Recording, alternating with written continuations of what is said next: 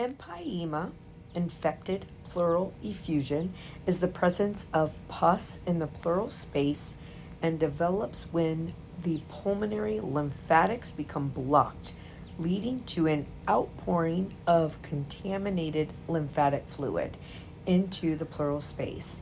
Empyema occurs most commonly in older adults and children and usually develops as a complication of pneumonia, surgery, trauma, or bronchial obstruction from a tumor.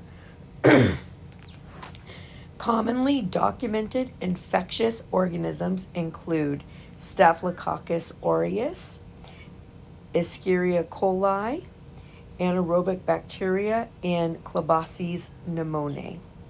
Individuals with empyema present clinically with cyanosis, fever, tachycardia, cough, and pleural pain. Breath sounds are decreased directly over the empyema. The diagnosis is made by chest radiographs, thoracentesis, and sputum culture.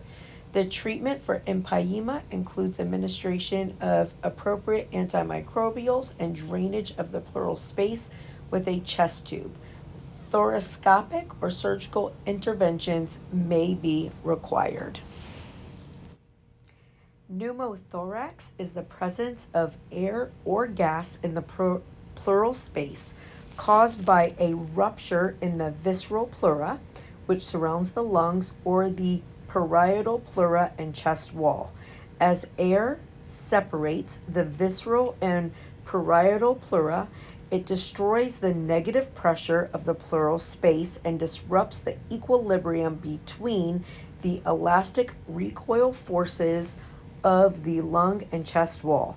The lung then tends to recoil by collapsing toward the hilum.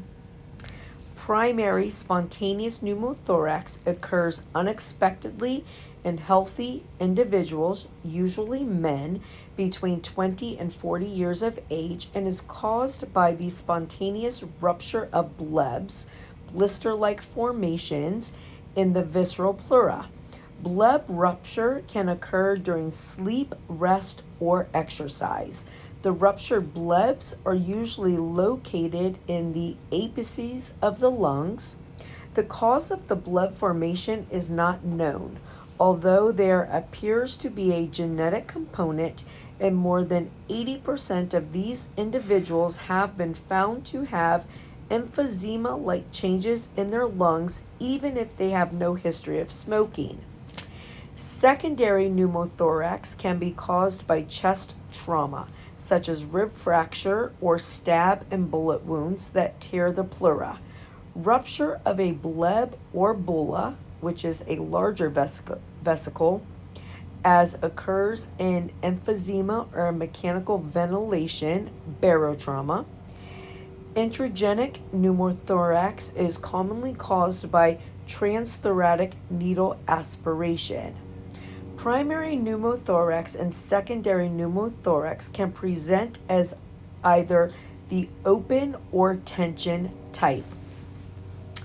In open pneumothorax, air that is drawn into the pleural space during inspiration through the damaged chest wall and parietal pleura, or through the lungs and damaged visceral pleura, is forced back out during expiration, and only parietal lung collapse results.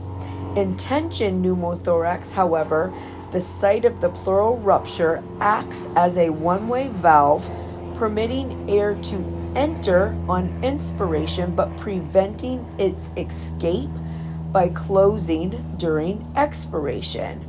As more and more air enters the pleural space, air pressure in the pleural space increases.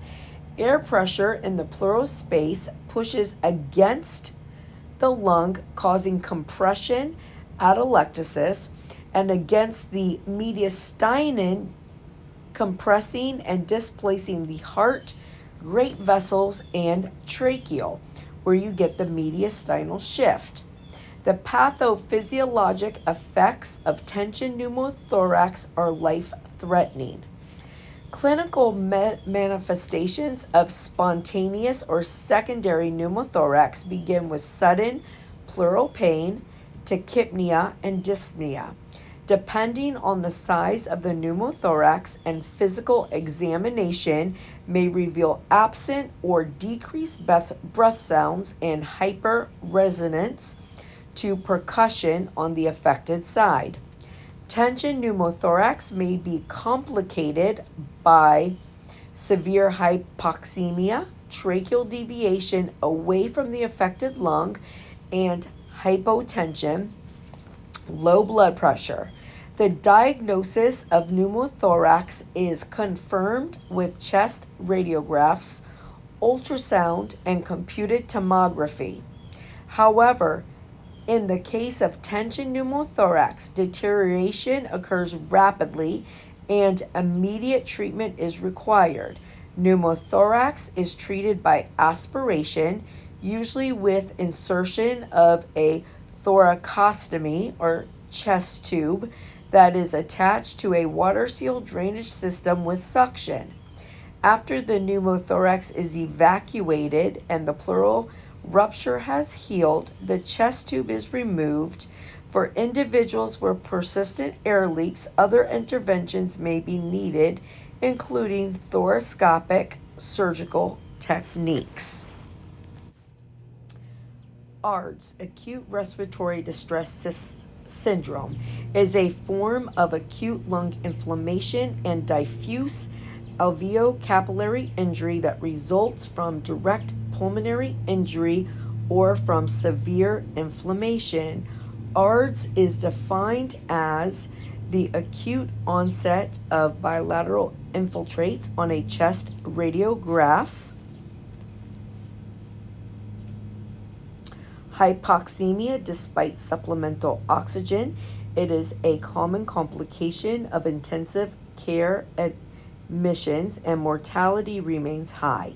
The most common predisposing factors are sepsis and multiple trauma. There are many other causes, including pneumonia, burns, aspiration, cardiopulmonary bypass surgery, pancreatitis, blood transfusions, drug overdose, inhalation of smoke or noxious gases, fat emboli, radiation therapy, and disseminated intravascular coagulation. All disorders causing ARDS results in inflammation and acute injury to the alveolo-capillary membrane. The alveolo-capillary membrane consists of epithelial cells that line the alveoli and the endothelial cells that line the capillaries, separated by interstitial space. Damage to the alveolo-capillary membranes causes pulmonary edema, often referred to as non-cardiogenic pulmonary edema. It progresses through 3 overlapping phases characterized by microscopic changes in lung exudate: inflammatory, proliferative, and fibrotic. The exudative phase within 72 hours. Endothelial cells of pulmonary capillaries and epithelial cells. The proliferative phase 4 to 21 days after the initial lung injury. Fibrotic phase 14 to 21 days. Clinical manifestations of ARDS are progressive dyspnea and hypoxia with poor response to oxygen supplementation, hyperventilation, and respiratory alkalosis.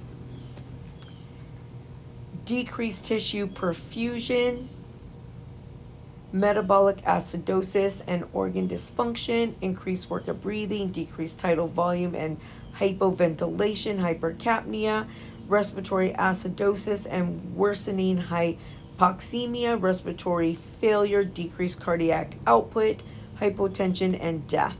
The diagnosis is based on a history of the lung injury, physical examination, blood gas analysis, and radiologic examination, measurement of serum biomarkers, C-reactive protein, may aid in the diagnosis and prognosis of ARDS. Treatment is based on early detection, supportive therapy, and prevention of complications. Supportive therapy is focused on maintaining adequate oxygenation and ventilation while preventing infection.